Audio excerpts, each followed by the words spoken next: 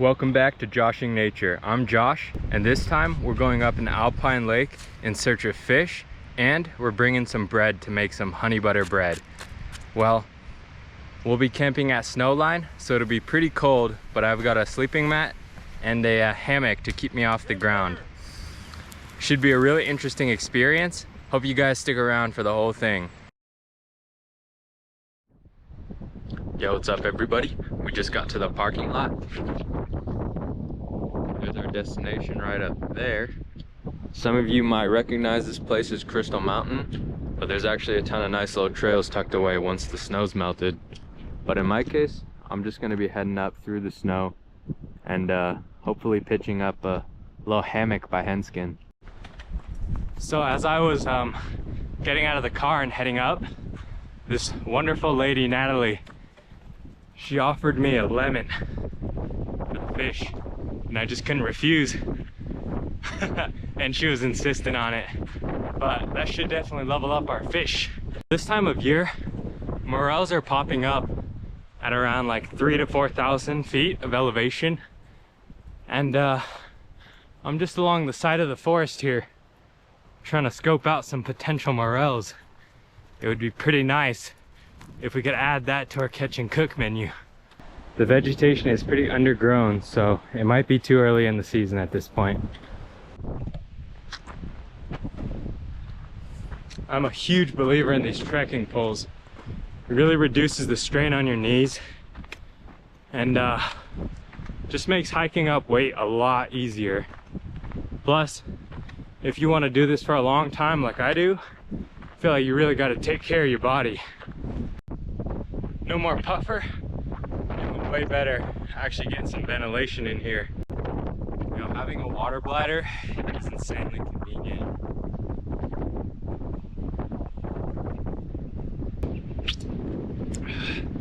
I personally use the Platypus 3-liter, but I'm pretty sure most of them are pretty good.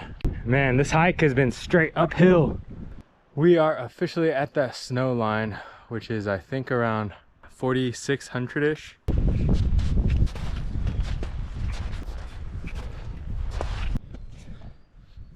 Guys, I think being alone in the wilderness is truly a top-tier experience. The solitude and peacefulness, it's really unmatched. Clear your head of any and everything and just enjoy life. Well, we finally hit the tree line. Got done with the steep part of the hike, which I'm very happy about. And now we just gotta walk on the snowy path all the way until we get to the lake. I guess I shouldn't be too surprised since it's a Wednesday afternoon, but there's not a soul out here besides me.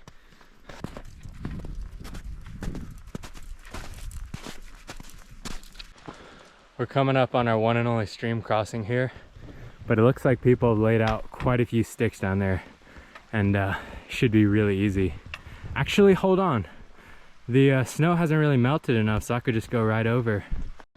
I'm really praying I don't just punch straight through. That would be not cool.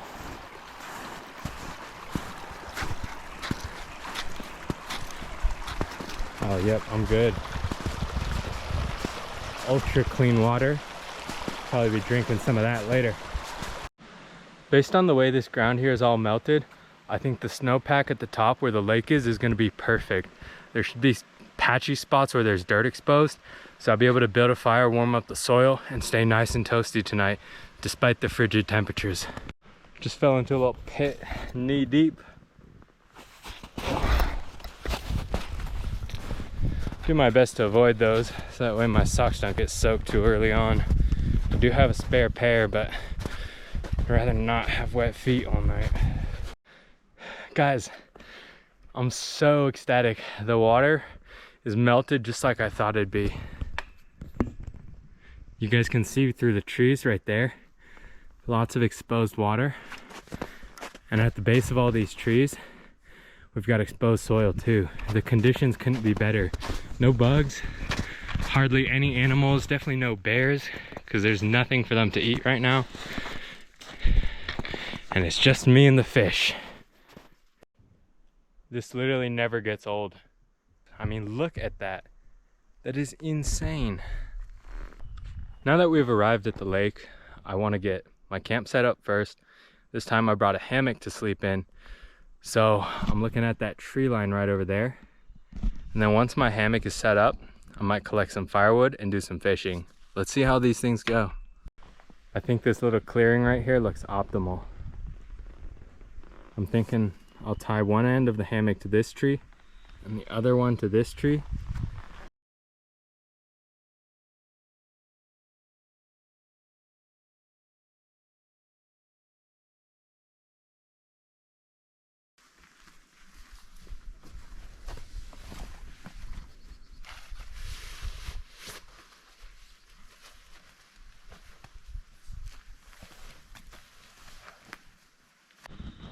All right, so we've got this hammock set up. We've got the Nemo on the bottom with the sleeping pad on top. And we got it all zipped up so no bugs get to it.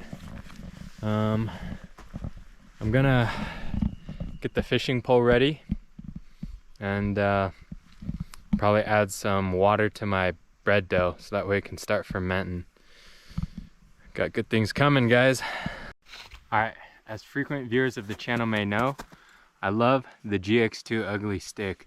This thing, super reliable, basically indestructible, and I'm gonna go ahead and rig up a little spinner, a little blue fox. I'm gonna try silver first. I'll show you how to tie the Palomar knot, the best knot, best line strength retention. All right, first things first, we gotta string up our rod. So we're gonna pass the line through all of our little eyelets, like so.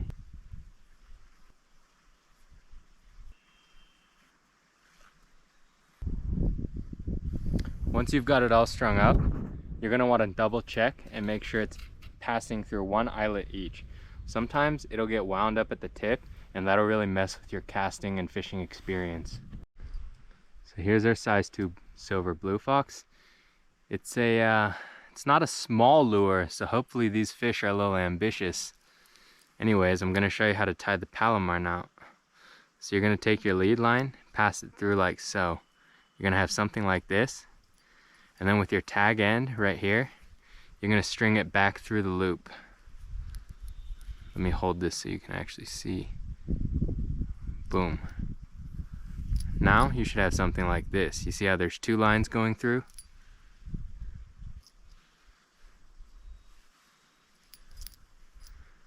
You're gonna take these 2 lines, treat them as one, and tie an overhand knot. Like that. With this extra loop that you've now created, you're gonna pass that around the entire lure. And then with this tag end, you're gonna go ahead and cinch that down.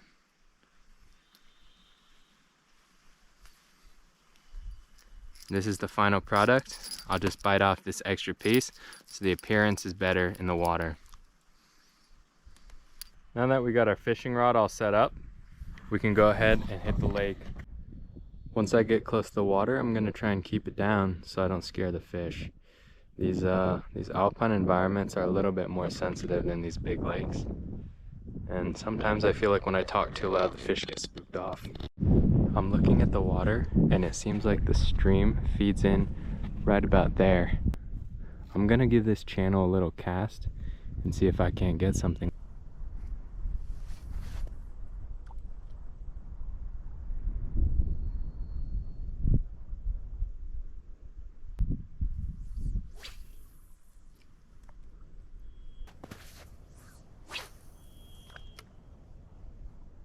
Well, very unfortunately, this left foot, just like last time, plunged through the snow and got soaked in some water. There's probably a puddle down there right now. I suppose one of the downsides about waterproof shoes is it's waterproof on the inside too, so once you get them wet, you're screwed. Since my foot's chilled, I have an incentive to build a fire faster, but I mean, like, come on. I have to at least try to fish that, right?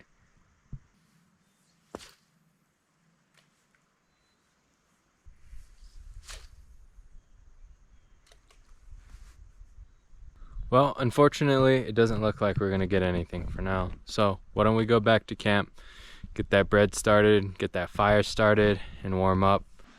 This tree right here is already dead. It's got a ton of moss on it. It's looking like a prime firewood candidate.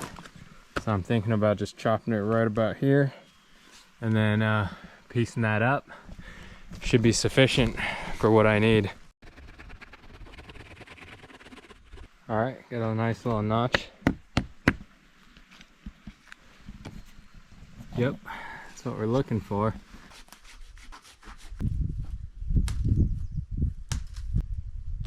Timber!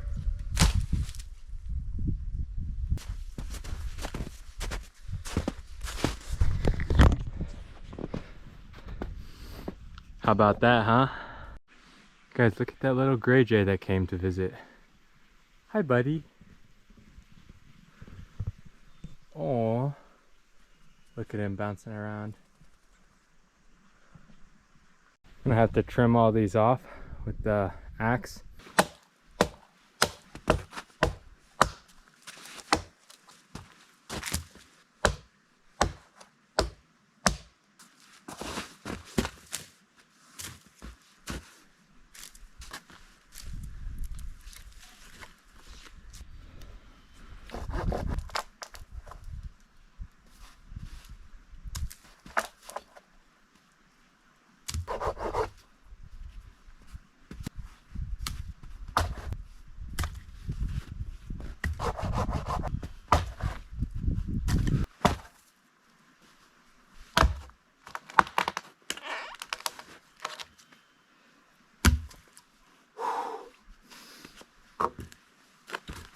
Man, that's exhausting.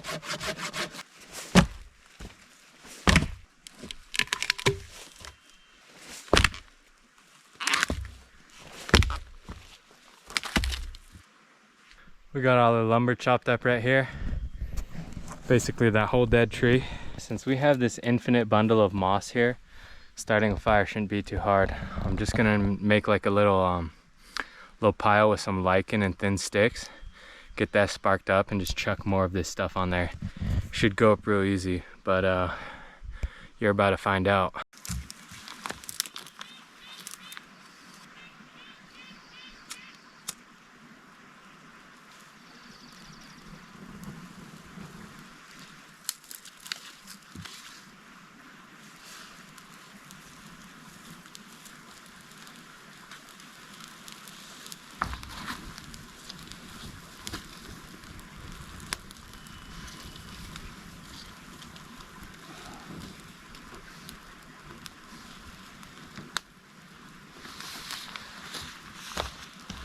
Guys, I've got this bread dough here with some raisins, salt, sugar, and walnuts in it. I'm gonna add water to it so it can start fermenting.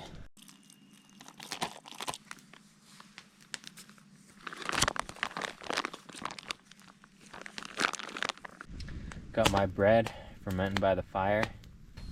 I can finally feel my toes again. The fire's going strong. And the water is calling my name. So I think I might go out there and try my luck again, but I'm gonna tie on the other lure this time. Palomar knot, same as usual. We're back on the ice. And I saw movement along the water's edge over there, so I'm gonna try and get up there and cast out towards that low area. You have to be really careful on the ice. Do not want to fall through here.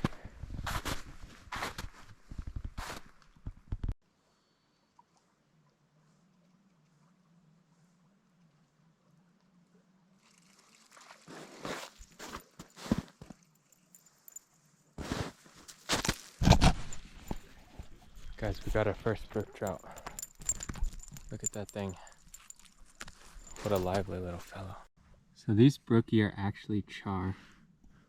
You can see all those spots and then the little white underline under the fin. That's what gives it away. Alright y'all, look at how beautiful this fish is. Do you see those spots? Don't go behind the head. Chop that off. One fish head.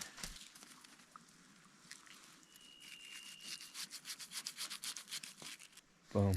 There's our clean fish. Oh, perfect fit. This butter's pretty salty, so we don't need too much.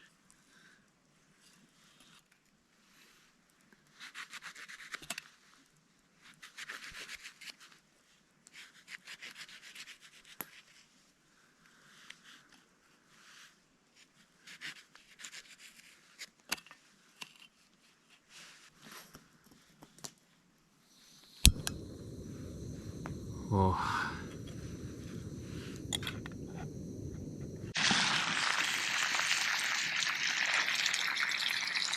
Got everything cooking down. Let me tell you, it smells delicious. I can never get over how beautiful brook trout are. I mean, look at that fish. Got this little sucker frying away. Should be tasty.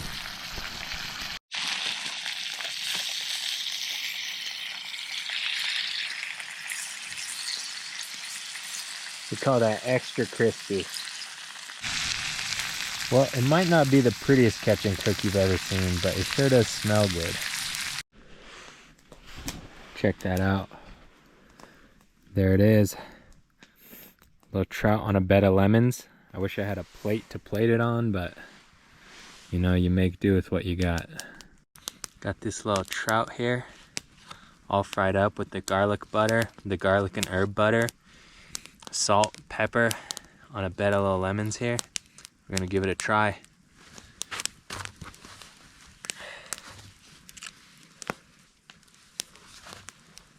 Got a little piece there.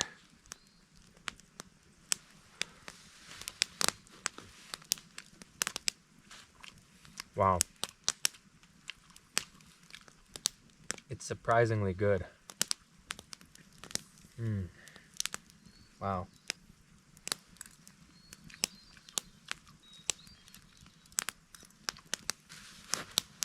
Got little to no meat wasted.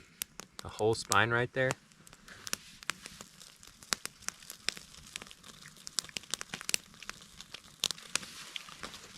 We have no guest of honor this time, so I'm just gonna go in for that last bite.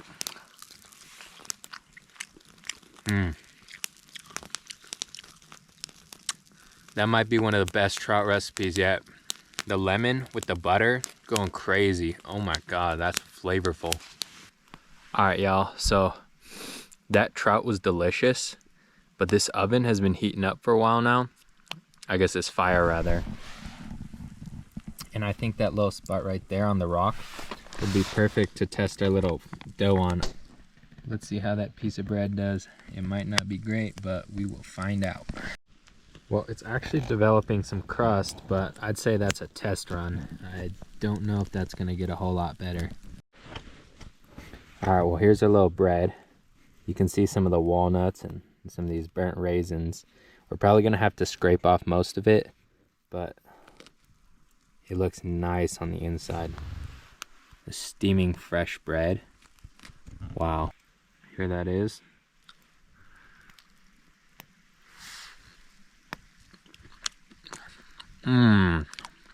Wow, fresh bread out in the middle of nowhere when it's freezing. Wow. Added more sugar to the dough this time. It's so much better. Guys, I picked this thing apart. All that's left is the burnt stuff. So we're gonna toss that in the fire and probably go to bed. It's been a long day, and I wanna make some more bread in the morning, but do it better. So we gotta get some rest. Well guys, I'm in the hammock now. I'm gonna change into the dry socks so I can actually sleep comfortably. Guys, it's been an insanely awesome trip so far, and it's only been a couple of hours. Either way though, I need to go to bed now. I'll see you guys in the morning. Good morning, y'all. I don't know what time it is, probably like 4 a.m., 5 a.m. But it's starting to get bright out. Guys, look at the gray jay.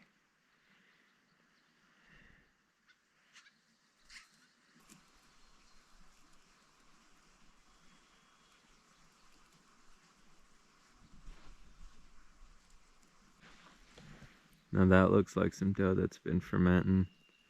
I think that should make for some good bread. Alright, I'm gonna get up now and get the fire going. Well, once I spark this, I thought the gray jays are coming back, but I gotta get warm, so.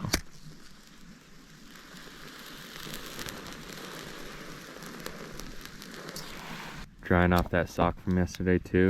The goal is to have a nice warm pair of shoes and socks by the time I head out of here. Let's see if I can make it happen. We got a beautiful little bed of coals going right there. And this bread's ready to be put on, so I'm gonna go ahead and do the first one.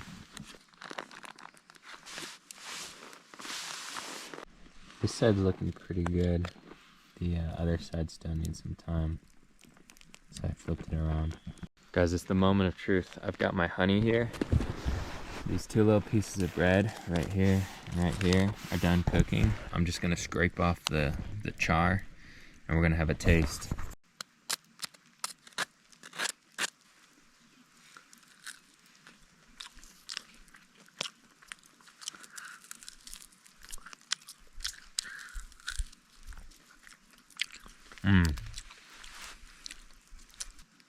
Guys, check that out.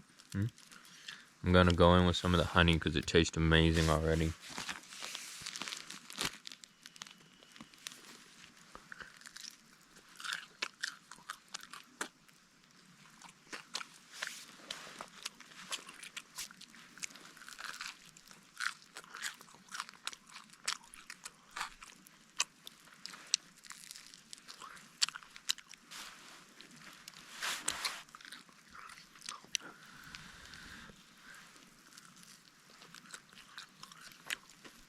The crumb on the bread.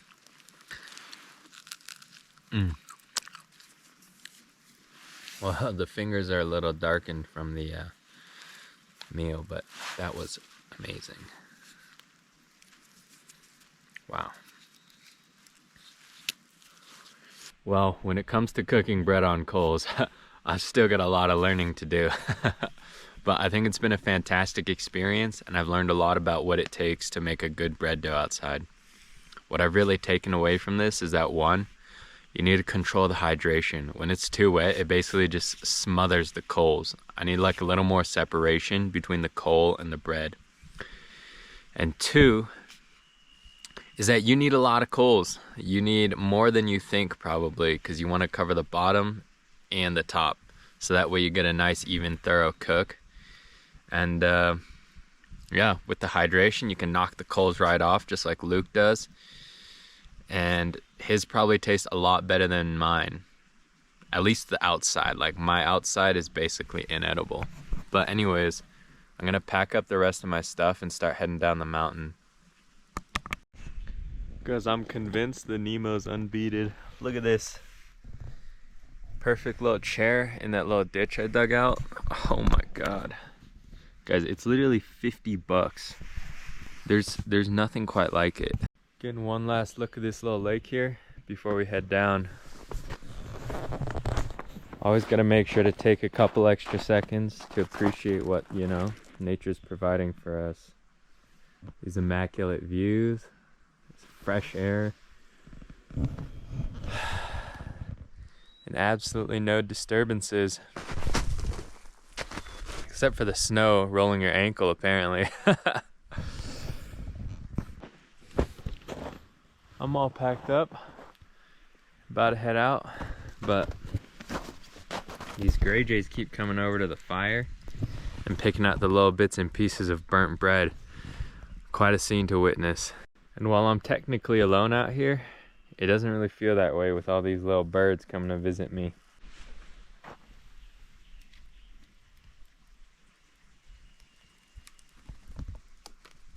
He's got a burning chunk of bread.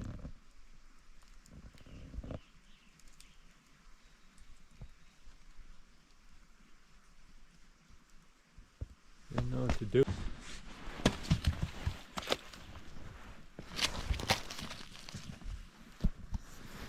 Killed the fire. It's an insanely nice view still. Can't get over it. I don't know if I ever will. I mean, frozen lake, gorgeous mountains, The only thing we hear are the birds. What more could you want? Well, just want to thank you all for watching up to this point. If you want to see more of this, stay tuned, like and subscribe to Joshing Nature. And this weekend I'll be hitting another backpacking trip, this time with the homies out to a new lake. So stay posted, y'all. Lots of good things coming.